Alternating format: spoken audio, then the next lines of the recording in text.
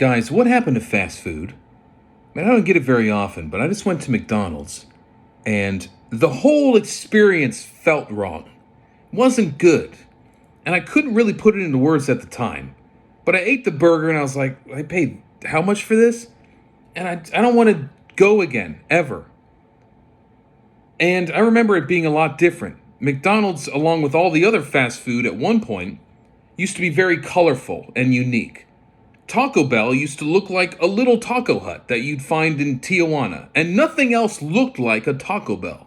McDonald's used to be filled with characters. Like it wasn't just a chair, it was like a cartoon hamburger guy that you sat in. And there was a play place, just a place to play in, like big plastic tubes with a ball pit that if your kid jumped in there, he would get pink eye, but nobody ever sued. It was understood that that would happen because you're paying 30 cents for a cheeseburger. What do you expect? It was fun. But now, in the McDonald's, and they all look the same now. Taco Bell, McDonald's, Chipotle, it's all the same design. McDonald's has these chairs that are just two slabs of plastic and steel welded into the floor. Get out. Don't play and hang out and have a good time. There's no toys. You get your shit and go. And why? Because fast food reflects the American life at the time. It's a mirror to its audience. So although when you think of fast food, you think of poison overpriced garbage, it wasn't always like that. Let me paint you a very different picture.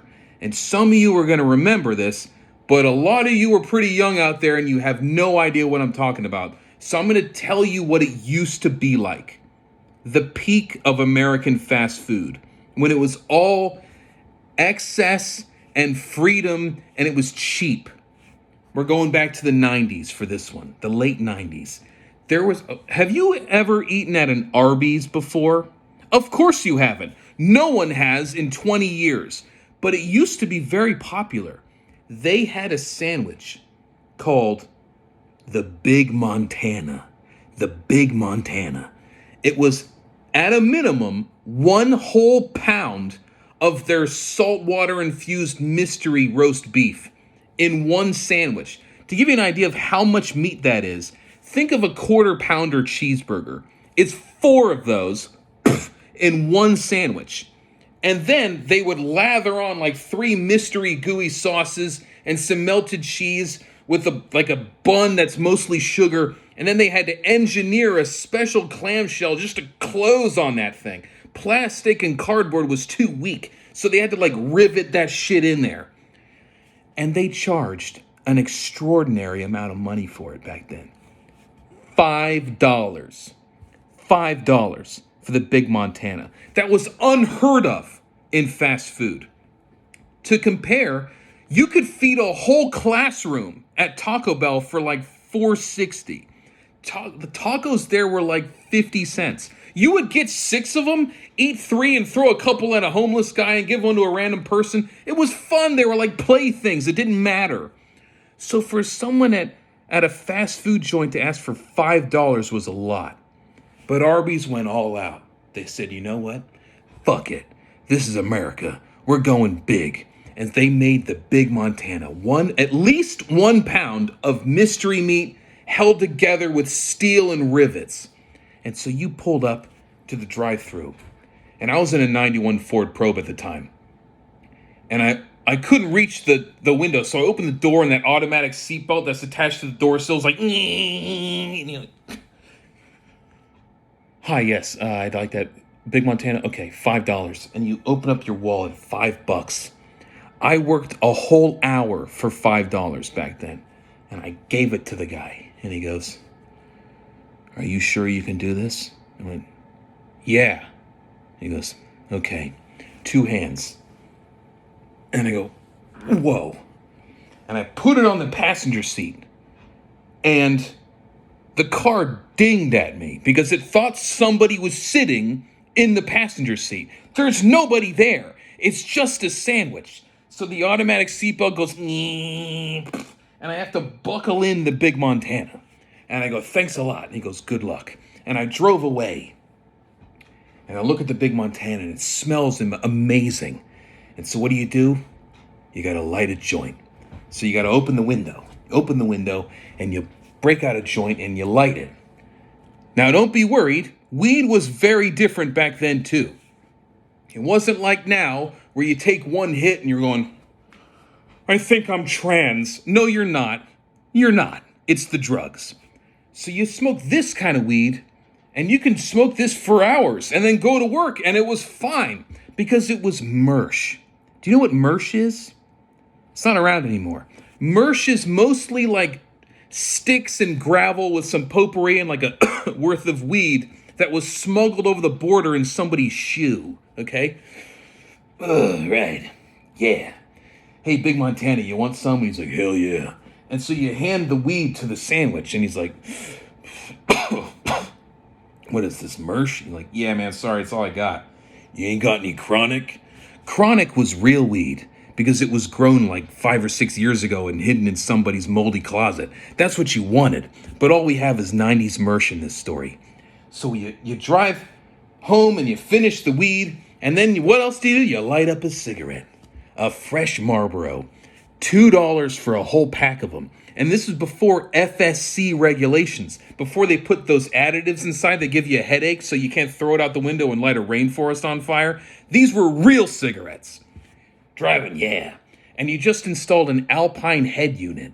So you put, hang on, you take out your whole thing of your burned CDs. It's all LimeWire shit.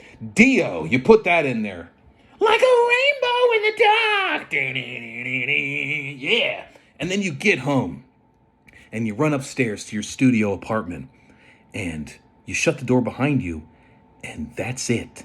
No one's calling because you don't have a phone. You have a home phone, but you don't give that number out. Who's going to call you? Your mother? She's dead. The phone is just there for decoration. In fact, when you leave, no one knows where you are until you come back. And if you get lost, you're just fucked because there's no GPS. You have a map from 1962 in your glove box. That's all you had.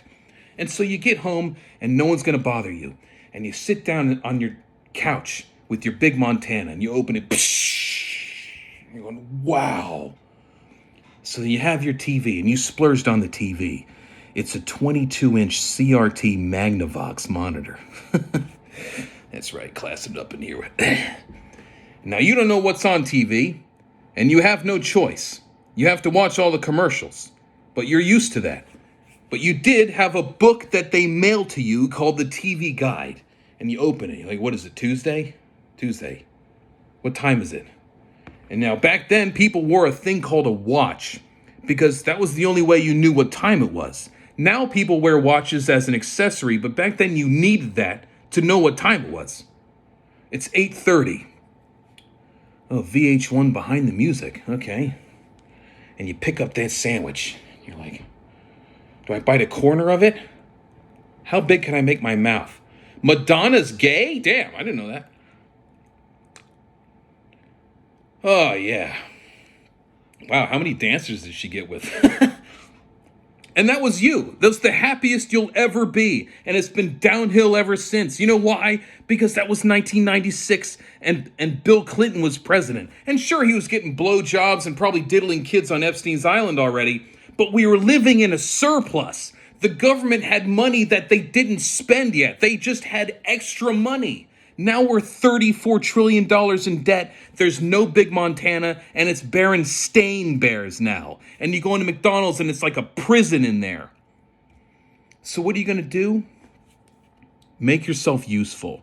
Learn how to fix things. Learn how to garden. Question things. Observe. You know what's coming. Become unbeatable. Smart, strong, and enduring. Because if they can take away the Big Montana, that was the beginning of the end. But you are going to be ready for it. You buy a gun, you buy some Bitcoin, you make yourself strong, you learn how to fix things, because when they shut off the lights and they're not coming back on, you won't be terrified like everyone else. You will be calm, and you'll know what to do. Anyway, have a good night.